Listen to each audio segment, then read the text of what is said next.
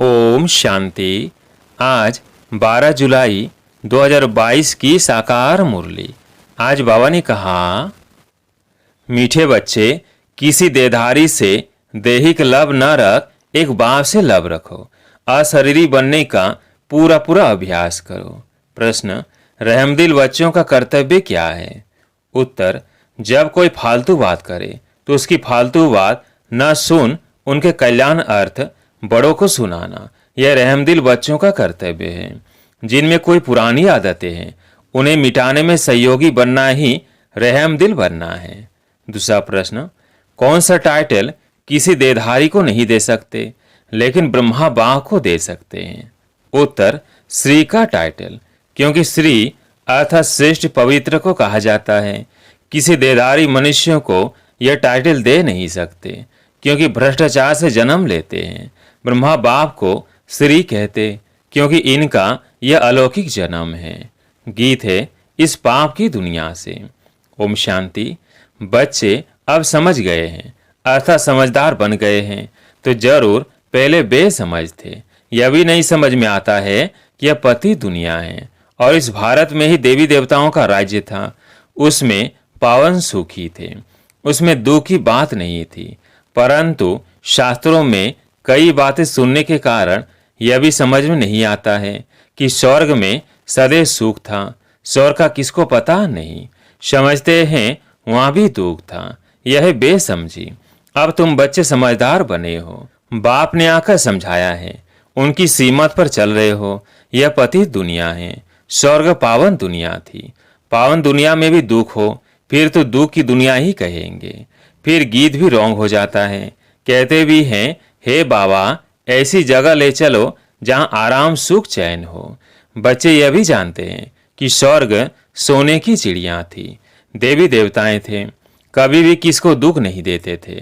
गाते भी हैं, फिर भी शास्त्रों में ऐसी बातें लिखी हैं जो समझते हैं यह परंपरा चला आता है।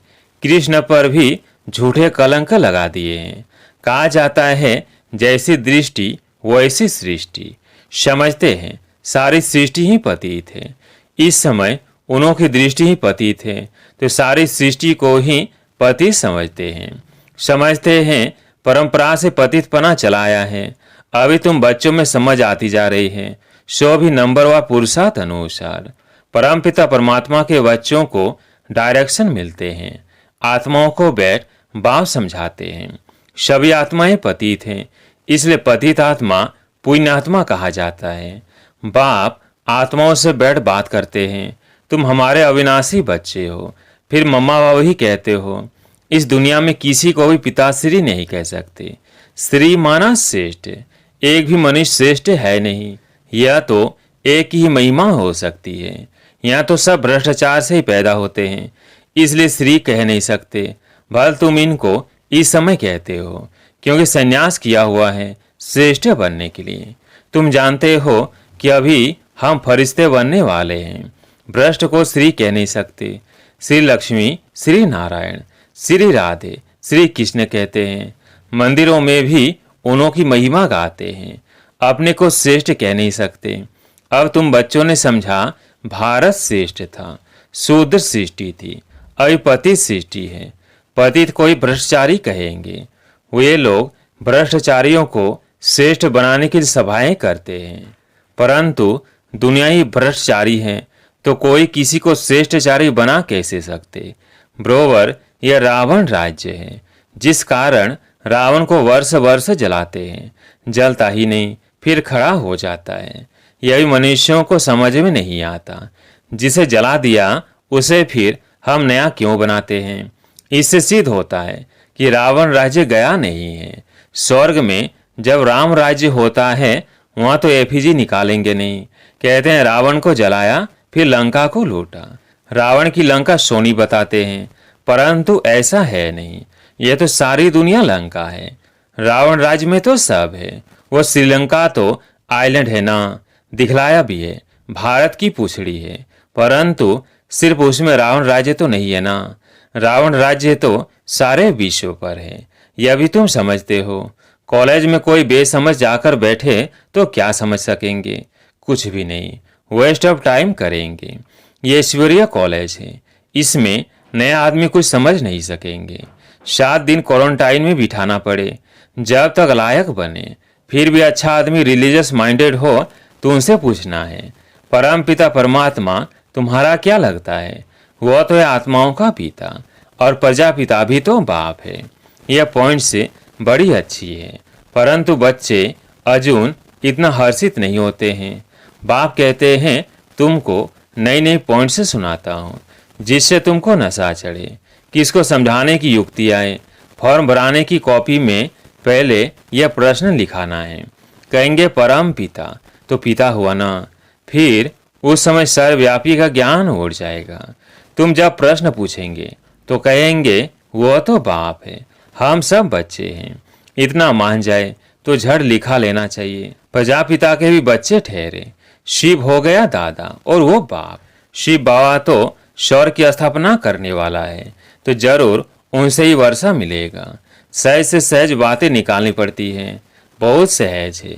मित्र संबंधियों के पास भी जाओ, उनको भी यह समझाओ। यह तो नशा है ना। हम बाबा द्वारा दादे से वर्षा पाते हैं, बाप दादा से वर्षा पाते हैं, माता से वर्षा नहीं मिलेगा। बाप को ही शौर की स्थापना करनी है ना, वही मालिक है। जैसे उनको दादे से वर्षे का हक है, वैसे पोतरे पोत्रियों को भी हक है। बाप कहते हैं मुझे याद करो, मैं तो कहता नहीं हूँ कि इस देहधारी को याद करो। बाप सम्मुख बात कर रहे हैं। कल पहले भी ऐसे ही समझाया था। वर्षा भी तुमको बाप दादा द्वारा मिलता है, ऐसे नहीं कि मम्मा से मिलता है।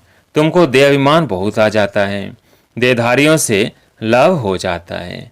हे आत्माएं, तुम नंगी आई थी, फिर पाठ बजाते बजाते अब 84 जन्म पूरे किए हैं। अभी मैं कहता हूँ तुमको वापिस चलना है। मामेकम याद करो तो विकर्म विनाश होंगे। देहधारी को याद करने से विकर्म विनाश नहीं होंगे। तुम अंजाम करते हो बाबा हम आपको ही याद करेंगे।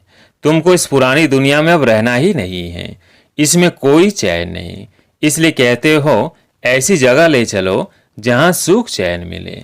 तुम कहते हो हम पहले जाएंगे शांति धाम, जहाँ शांति ही शांति होगी। फिर जाएंगे वहाँ से सुख धाम में, जहाँ शांति सुख दोनों है। जब दुख है तो शांति है, सुख में तो शांति है ही, परंतु वह शांति नहीं। शांति धाम है आत्माओं का स्वीट होम। बाप सारे आदि मध्य अंत को जानने वाला है। अब तुम बच्चों का धंधा ही है पढ़ना और पढ़ाना, और अपने शरीर निर्वाह अर्थ कर्म भी करना है। तुम जानते हो हम इस मृत्यु लोक से अमर लोक में चले जाएंगे वाया शांति धाम। यह बुद्धि में याद रखना है। जब तक मृत्यु नहीं हुआ है पढ़ना ही है, यह तो याद कर सकते हो ना। अब हमको जाना है अपने घर। यह दुनिया, यह सब कुछ छोड़ना है। खुशी होनी चाहिए। यह बेहद के नाटक का राज भी समझ गए हो। हद का नाटक पूरा होता है तो कपड़े बदली कर घर चले जाते हैं। वैसे अब हमको भी जाना है। 84 जन्मों का चक्र पूरा होता है, याद भी करते हैं। हे पतित पावन आओ, याद शिव बाबा को ही करेंगे। एक तरफ कहते पतित पावन आओ और दूसरे तरफ कह देते परमात्मा सर्वव्यापी है, कोई अर्थ ही नहीं निकलता।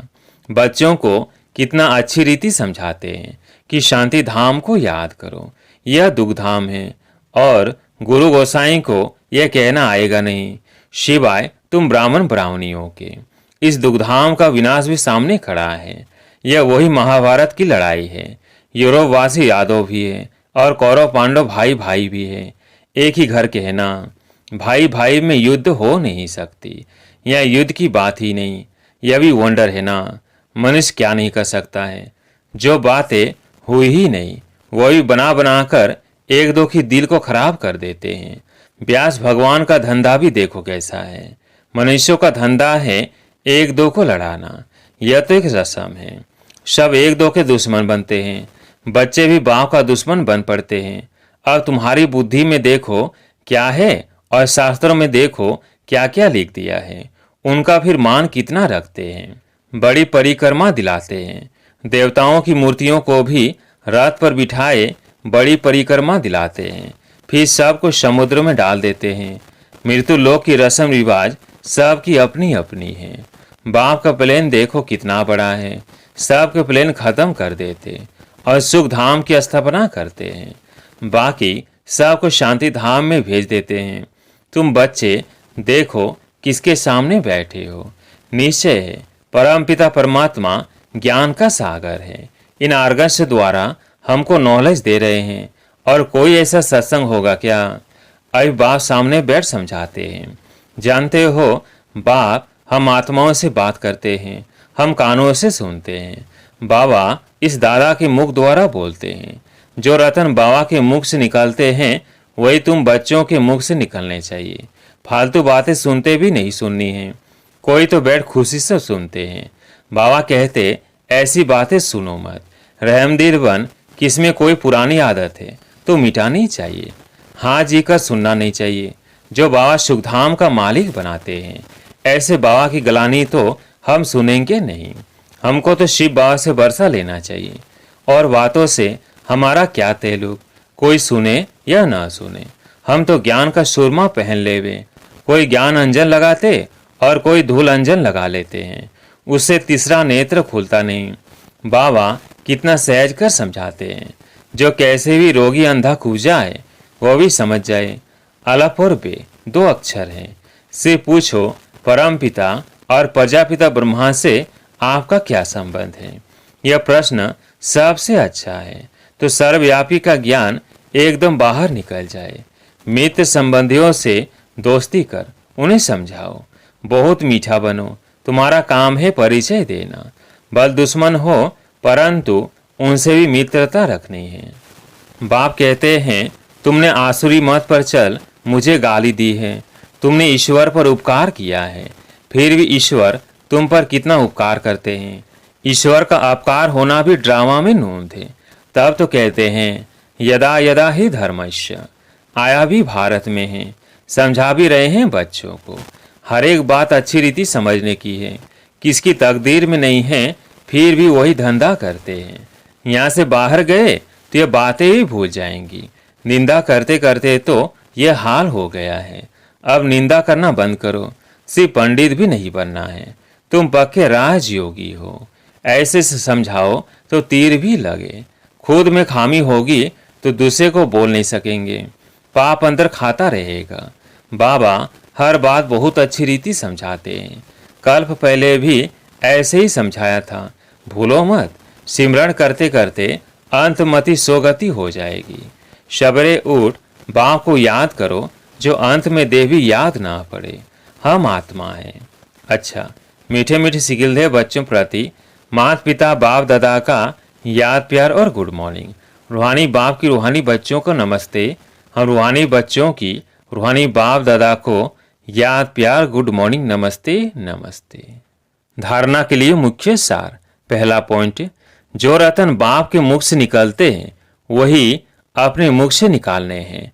व्यर्थ बातें नहीं बोलनी है, न सुननी है। ज्ञान का ही सुरमा पहनना है। दूसरा पॉइंट, सभी से सच्ची मित्रता रखनी है। बहुत मीठे रूप में हर्षित मुख हो बाप का परिचय देना है। अपकारी पर भी बाप समान उपकारी बनना है। आज प्यारे मीठे बाबा का वरदान, शुद्धि की विधि द्वारा किले को मजबूत बनाने वाले सदा विजयी व निर्विघ्न भव। शुद्धि की विधि द्वारा किले को मजबूत बनाने वाले सदा विजयी व निर्विघ्न भव। जैसे कोई भी कार्य शुरू करते हो तो शुद्धि की विधि अपनाते हो, ऐसे जब किसी स्थान पर कोई विशेष सेवा शुरू करते हो वह चलते चलते सेवा में कोई विघ्न आते हैं तो पहले संगठित रूप में चारों ओर विशेष टाइम पर एक साथ योग का दान दो। सर्व आत्माओं का एक ही शुद्ध संकल्प हो, विजयी। यह है शुद्धि की विधि। इससे शैव विजयी व निर्विघ्न बन जाएंगे और किला मजबूत हो जाएगी।